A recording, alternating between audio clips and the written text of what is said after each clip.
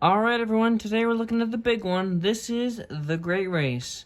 Not the best Thomas movie, but it's a pretty exciting one, pretty fun one. I actually kind of enjoyed it going back into it. But it's not as good as the previous 4 or so specials. But anyways, let's take a look at the DVD itself. So, this was released September 13th of 2016 onto DVD and Blu-ray. And this is a sad time because, one, it's the last Thomas Blu-ray we'll ever get in America.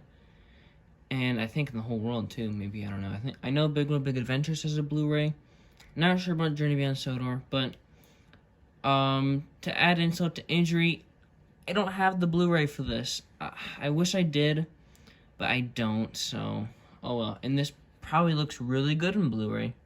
I don't really remember how this looks on DVD. I didn't watch the rip of this on DVD. I watched it on YouTube. But anyways, let's take a look at the DVD itself instead of me rambling about YouTube. So here is the case. Pretty nice poster. I love that we got the Flying Scotsman up there. At Gordon, DVD and digital HD. I don't remember if mine has a digital copy. It might. All new movie, Thomas Friends of the Great Race, the movie. Really, really, really cool logo. I love that. Thomas and Ashima at the Great Railway Show. Oh, it's coming out of the slipcover there. Oops. Hey Entertainment, Thomas, The Great Race, Thomas, DVD, Universal. Same on this side as well. If we go to the back here, the race is on for Thomas and Friends. Yeah, you got your little blurb there. Meet 13 new friends, including Ashima, and this pretty awesome picture of all the contenders, although we were missing... for some reason, Henry and Percy. I don't know why they're not there, but Emily and James are. Oh well. But yeah, I love that we got a lot of new renders for this movie, and Flying Scotsman and Gordon have... Well, Flying Scotsman's new, and Gordon has a new design. Only temporarily, though. But yeah, there's your little ad for digital HD. And this is kind of a sad time for the normal DVDs itself. Because in terms of the specials, this is the last time that I have a slipcover for you guys. Journey Beyond Sodor did originally come with a slipcover.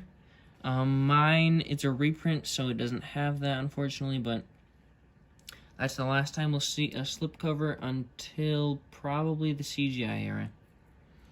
So that's kind of unfortunate. So it's the same as the slipcover. You got feature-length movie now. Sorry, I hit some track just beneath me. Let me get that out of here. Yeah. All that. Oh, disc made in Mexico. Cool, dude. Cool.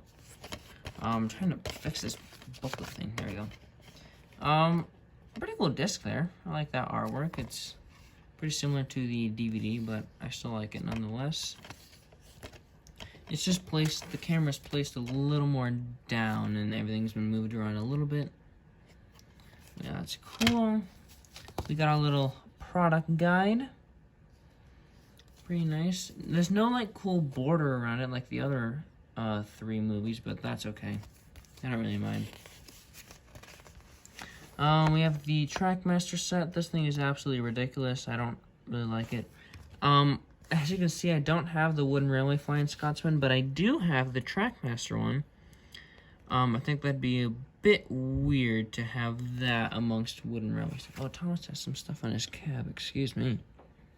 There we go. Thomas Wooden Railway. This is like the last Thomas Wooden Railway set ever. Because in 2017, it was out of here. Yeah, it's not... I don't really like that set. It's not terrible, but it's not great either. There's this little ad for Extraordinary Engines. I have this, and we'll get to it when we get to it, but it's an okay release, I suppose. You got some ads for the other Thomas DVDs right down there. I don't know why I said it like that. We got some books here. Oh, look, that's called The Great Railway Show. One of the main complaints about the movie is that it's called The Great Race and not The Great Railway Show. But the book is called The Great Railway Show. That's kind of lame. Clothes and this thing, I don't know what that is. There's no Take and Play ad in this, I don't think. Huh. Interesting. Take and Play had a lot of stuff for this. Yeah, Little Big Club. This is a bit of a different, like, setup to the previous special product guides, but I kind of like it nonetheless. That Toast Truck Face is awesome. I love that. Thomas Land in Edaville, or Edaville, whatever you want to say. Thomas on social media. Express delivery. Don't know what that is. I've already seen that. I guess we can flip over to the back. Okay, there's nothing else. RC Super Scoop from the new Bob the Builder reboot. I couldn't tell you one person that likes that reboot because it sucks. And as usual, we have this to look at. I'm not even going to say the name of it. But it is right... Oh, it's right there. Amongst some interesting specials. It's with Calling All Engines and King of the Railway. I don't know why I'm looking at this. It says anamorphic widescreen. But Calling All Engines is not in widescreen. That was in full screen, unless they cropped it for this, which I don't think they did. Do all these say it? Does it say it on the back too? It says anamorphic widescreen. That's interesting. Oh well, no big deal. And there it is on the back. So that's going to be it for The Great Race. In terms of the movie itself, I like it. I mean, I've had very mixed feelings about this movie over the past 5 years that it's been out almost. It's not a bad movie, but I don't think it lives up to Lost Treasure. Personally, I think the animation is amazing. I love it. This is the last ARC Productions special before they go bankrupt. This might have been the reason why they went bankrupt. I don't know, but yeah, it looks really good. I love all the direction in these movies is also really good. I love all the camera shots. You got a shot that starts in the water when Thomas is about to fall off the docks, and then it comes out of the water. That's a really cool shot. The cinematography is not that dynamic. They have the camera like move around a little bit, which I don't really like because it just looks weird. I know they're trying to make it like a realistic movie, but it doesn't really work out that much. I love all the character dynamics. I love the Gordon and Flying Scotsman dynamic. I love the first 15 minutes of this movie. All the stuff at Vickerstown Station. Oh, by the way, Vickerstown Station looks beautiful in CGI. But yeah, all the stuff with Thomas and Flying Scotsman and Gordon at the beginning of the movie, that's really good. I love Flying Scotsman in CGI. He's really well done. Gordon, this could have been like a Gordon movie, but they didn't choose to go down that route, which is kind of unfortunate, but oh well, Gordon's pretty good in the movie. I like that he doesn't win, and I like that they actually went down a realistic path and didn't have like Flying Scotsman when they actually had that dude right there. I don't remember what his name is. Etienne? Etienne? I think it's Etienne. Sorry, I don't watch the new show. I don't even think he's in Big Adventures though, but yeah, they actually made him win, which is pretty cool. The whole Great Railway Show thing is pretty nice. I wish it would have taken up more of the runtime though, excuse me, because it comes into the movie about 35 minutes in, and for about 15 minutes you just get Thomas and Ashima and Diesel. Oh, I didn't get Diesel out. Oh, I'm sorry. I should have gotten Diesel and Den and Dart out, but their whole subplot doesn't really go anywhere. It's hilarious. I think that's probably the best part of the movie, and it's the funniest part of the movie, but it doesn't do anything. They don't even go to the railway show. They don't even like barely leave the Diesel Works that much. But it's really funny though. I was gonna talk about Diesel's song, but I was gonna talk about all the songs. All the songs, literally all of them, are amazing.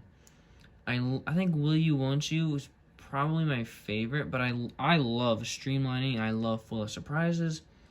I love You Can Only Be You, or Six Small Wheels, whatever it's called. I don't remember. Is it listed on the back? You Can Only Be You. Okay, that's what it's called. That's a pretty good song. Probably my least favorite though. The other three are just fantastic. I love them. The music is also very well done too. This is the first movie since. Oh God, I'm just thinking about that. This is the first time since Magic Railroad that we've had a different composer, which is really weird to think about. We've had Robert Hartshorn for 10 years in terms of the specials. But we have Chris Renshaw now, and he's really good. It's not as good as the Lost Treasure score, but this is pretty good too. Chris Renshaw always delivers when it comes to Thomas content, especially Journey Beyond Sodor.